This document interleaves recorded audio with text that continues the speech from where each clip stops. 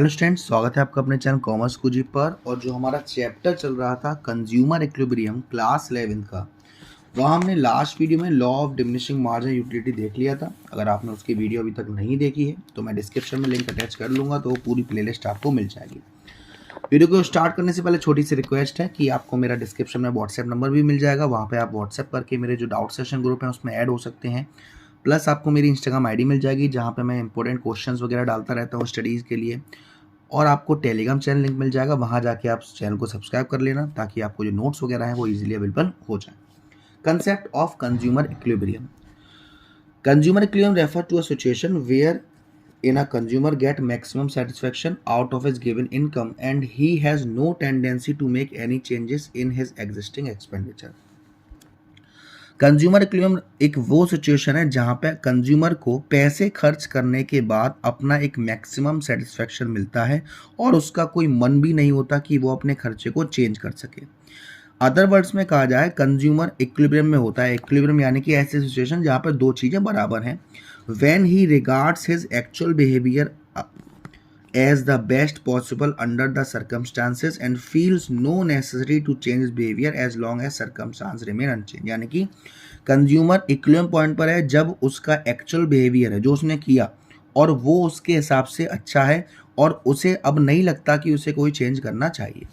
तो consumer is in equilibrium जब उसकी जो गिवन इनकम है और जो मार्केट प्राइस है वो अपना खर्चा ऐसे प्लान करता है कि उसे ज़्यादा से ज़्यादा क्या हो, सेटिस्फैक्शन हो।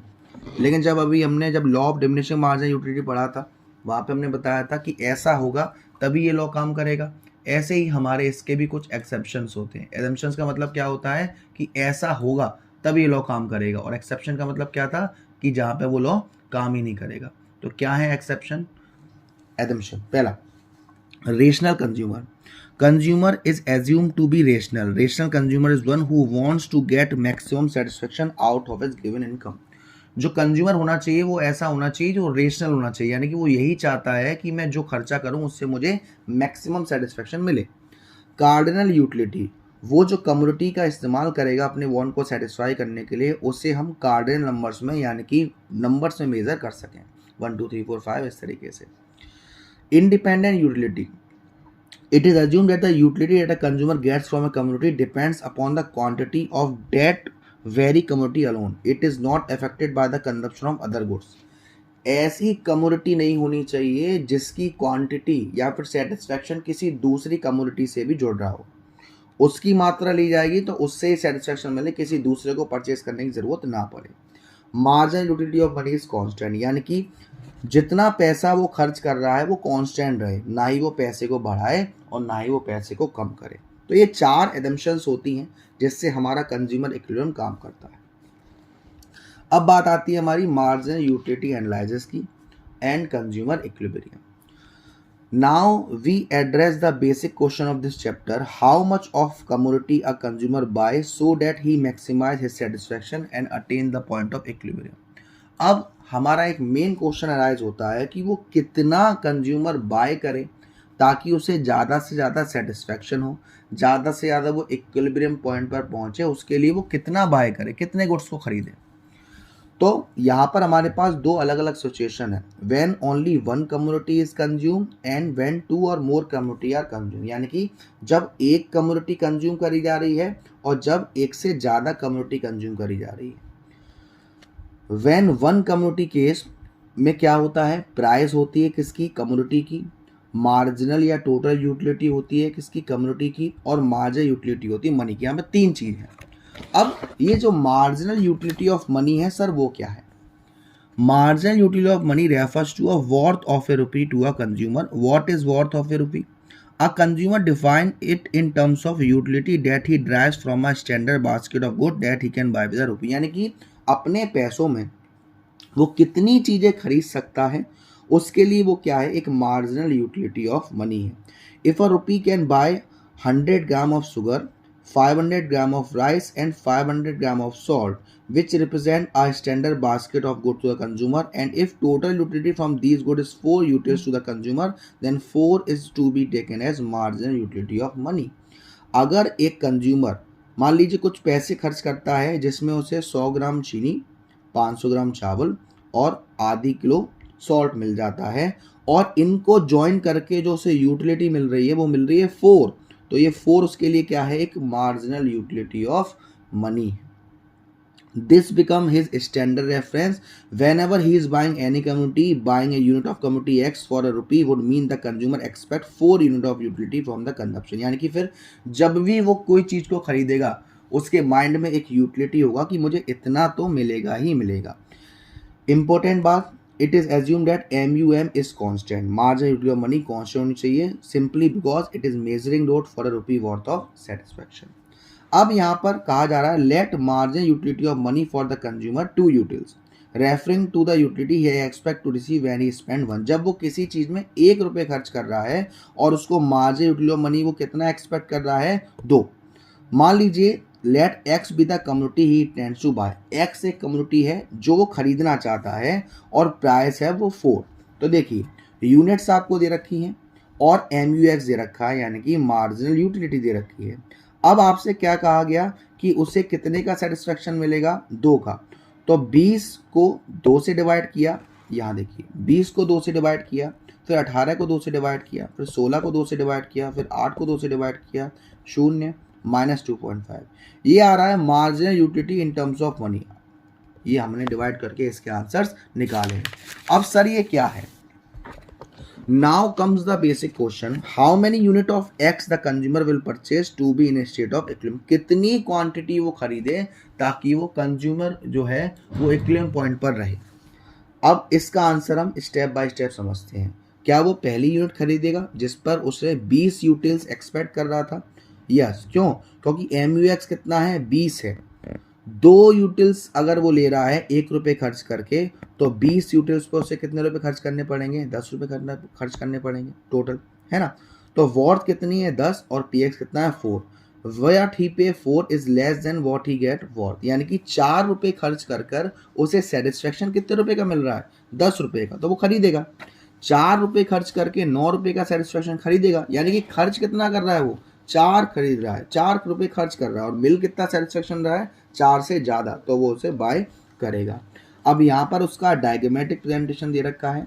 यहाँ पर जो एक्स एक्सिस है वो हमारी कम्युनिटी है, तो वाई एक्सिस है वो मार्जिनल प्राइस ऑफ कम्युनिटी है। तो जो अभी पीछे ग्राफ था उसी से पॉइंट बाय पॉइंट बनाया है।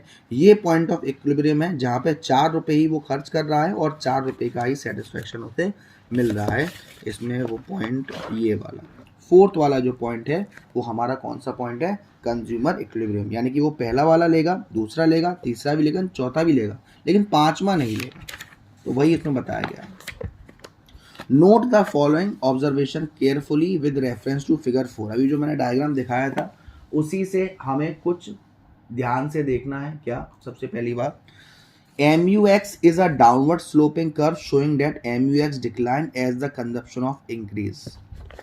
जैसे जैसे हम अपना कंजप्शन बढ़ाएंगे MUX आपको दिख रहा है वो डाउनवर्ड स्लोपिंग, यानी कि नीचे की तरफ आ रहा है। दिस क्यों हो रहा है, जो कि हमारा law of diminishing margin utility की वजह से। PX indicate market price of commodity X, it is fixed for the consumer and taken be equal to 4। जो प्राइस है वो मार्केट प्राइस है और वो कितनी फिक्स करी हुई है, 4 फिक्स करी हुई है। उसके बाद each point of NUX curve show that MUX in terms of money, it indicate the price that the consumer is willing to pay for each successive unit of the commodity। MUX क्या है, हर point जो MUX पे है वो बताता है कि जो हमारा कंज्यूमर है वो कितनी प्राइस खर्च करना चाहता है और यूनिट को खरीदने के लिए। Equilibrium struck at point C when the price he is willing to pay is exactly to the price he actually pay, यानी कि जितना वो खर्च करना चाहता है और जितना उसने खर्च किया वहाँ पे दोनों चीज़ बराबर है, वहाँ पे हमारा क्या हो गया, इक्विलिब्रियम पॉइंट। अब कुछ अल्टरनेटिव प्रेजेंटेशन है। मान लेते हैं कि वो एक्स कमोडिटी को बाय कर रहा है, ये एक्स है और यूनिट है। MUM marginal utility of money कितना है, 2 है, प्राइस कितनी है, 4 है, यहाँ पे आपको दे रखा है। The equilibrium is struck when rupee worth of satisfaction the consumer expect is spend to rupee, मतलब कि जितना वो सोच रहा है, for example MUX upon PX, यानी कि ये MUX है और प्राइस जो खर्च कर रहा है वो किसके बराबर हो, MUM के। तो ये कंडीशन क्या होती है, ये वो सेटिस्फेक्शन है जो कंज्यूमर को एक्चुअल में मिला है और ये वो सेटिस्फेक्शन है जो कंज्यूमर एक्सपेक्ट कर रहा है। यहाँ पे जैसे कि मार्जिनल यूटिलिटी अपॉन 4 किया और MUM कितना है, 2। इसको हम क्या कह रहे हैं, इक्विलिब्रियम कह रहे हैं, क्योंकि 4 रुपये खर्च करके 4 यूनिट का सेटिस्फेक्शन हमको मिल रहा है। तो ये जो इक्वेशन थी वो इक्वेशन थी हमारी 1 कम्युनिटी केस के हिसाब से। अब हम समझते हैं 2 कम्युनिटी केस के हिसाब से। 1 कम्युनिटी केस में जो इक्वेशन बन रही थी वो बन रही थी ये रही, MUX upon PX is equal to MUM। अब 2 कम्युनिटी केस में क्या होगा, 2 कम्युनिटी केस में कंबाइन हो जाएंगे। Consider a situation when a consumer is buying community X and with his given income, how will he strike his equilibrium. Conditions को देखते हुए हम यहाँ पे ये पता करेंगे कि कैसे वो अपने इक्विलिब्रियम को स्ट्राइक्स करेगा। A consumer strike his equilibrium when MUX upon PX equal to MUM। जब 1 कम्युनिटी का केस था तो कंज्यूमर इक्विलिब्रियम किस पॉइंट पर हो रहा था, इस पॉइंट पर, MUX upon PX equal to MUM। Likewise for community Y, consumer will strike equivalent MUY upon PY is equal to MUM। अगर सेकेंड कम्युनिटी में करेगा, 2 कम्युनिटी को चूज करेगा तो पहली वाली पे ये और दूसरी वाली पे ये, अगर दोनों को कंबाइन करेंगे तो ये इक्वेशन बनेगी MUX अपॉन PX यानी कि 1 कम्युनिटी, MUY अपॉन PY यानी कि सेकेंड कम्युनिटी, और वो बराबर होना चाहिए MUM के। ये वो सेटिस्फेक्शन है जो उसे एक्चुअल में मिल रहा है, ये भी जो सेटिस्फेक्शन है वो एक्चुअल में मिल रहा है, और ये वो एक्सपेक्ट कर रहा है। जैसे कि मान लीजिए MUX 20 था और प्राइस खर्च करी 4, MUY 25 था और प्राइस खर्च करी 5। अगर इसको डिवाइड करोगे 5 आएगा, इसको डिवाइड करोगे 5 आएगा, और कंज्यूमर किस में इक्विलिब्रियम होगा, 5 में, यानी कि ये कौन सा पॉइंट है, इक्विलिब्रियम पॉइंट है। सॉल्व करके यही आएगा, ये भी 5 आएगा, ये भी 5 आएगा, 5, तो ये इक्विलिब्रियम पॉइंट है। MUX 25 है, ये 5 है, MUY 30 है, ये 5 है, यहाँ पे वो इक्विलिब्रियम पॉइंट पर नहीं है, MUM गिवन भी नहीं है, तो इसके अकॉर्डिंग कंज्यूमर इक्विलिब्रियम पे कब होगा, जब MUY upon PX equal to MUY upon PY होगा। लेकिन यहाँ पर देखा आपने, ये 5 आएगा और ये 6 आएगा, तो यहाँ पर जो कंज्यूमर है वो इक्विलिब्रियम पॉइंट पर नहीं।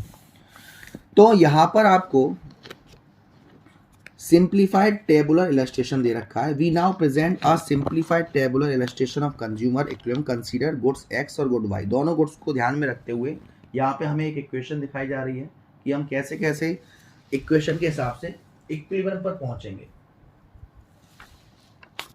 अब एजम्पशन क्या है कि इक्विलिब्रियम कंडीशन क्या है, MUX upon PX is equal to MUY upon PY equal to MUM। अब इसको हम ऐसे भी ले सकते हैं, MUX equal to MUY equal to MUM। Now that MUX now show marginal utility of community X। MUX क्या है, marginal utility of community X, marginal utility of community Y ये है, ठीक है ना, और marginal utility of money.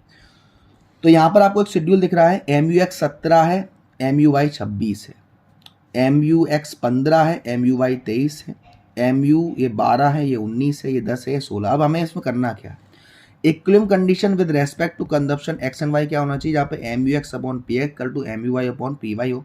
Hair PX equal to PY मान लेते हैं 1 है, देयरफॉर द कंडीशन बिकम क्या हो जाएगी, MUX इक्वल टू MUY, यानी कि ये प्राइस जब 1 हो गई तो 1 का तो कोई महत्व ही नहीं है, तो MUX इक्वल टू MUY हो गया।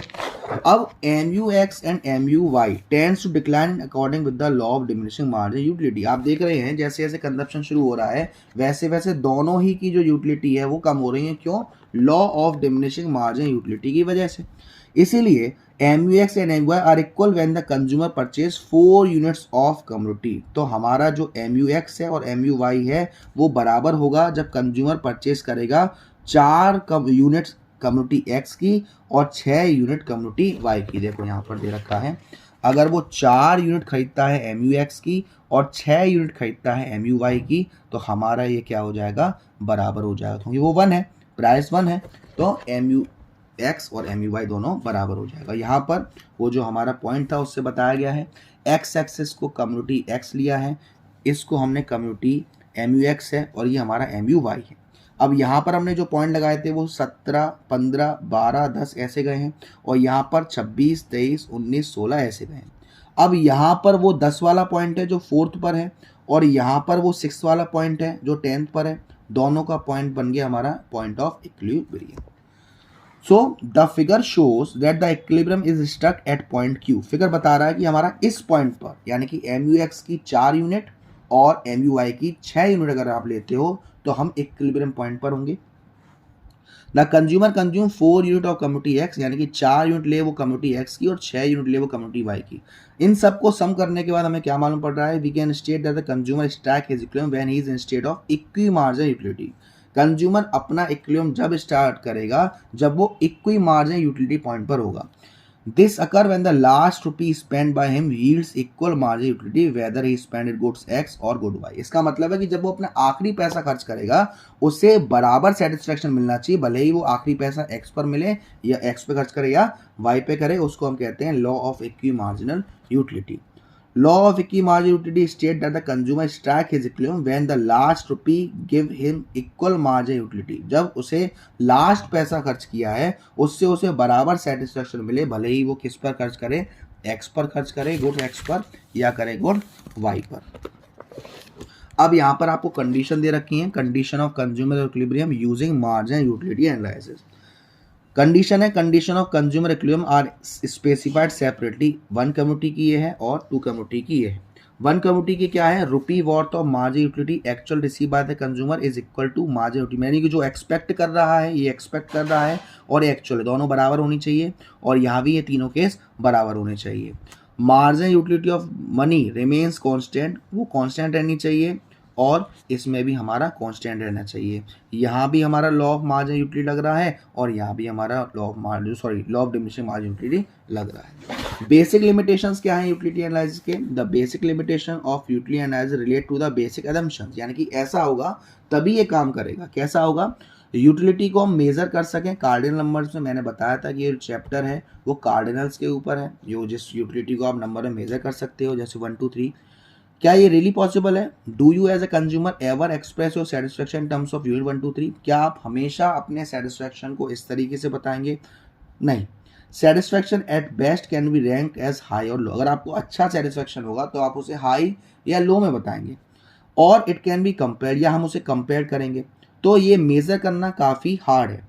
इसीलिए इसकी लिमिटेशंस को देखते हुए हिक्स ने चैलेंज किया है कि जो टेक्निक है कंज्यूमर इक्विलिब्रियम की, उसको हम इंडिफरेंस कर्व के हिसाब से भी देख सकते हैं, जो कि हम नेक्स्ट चैप्टर में डिस्कस करेंगे।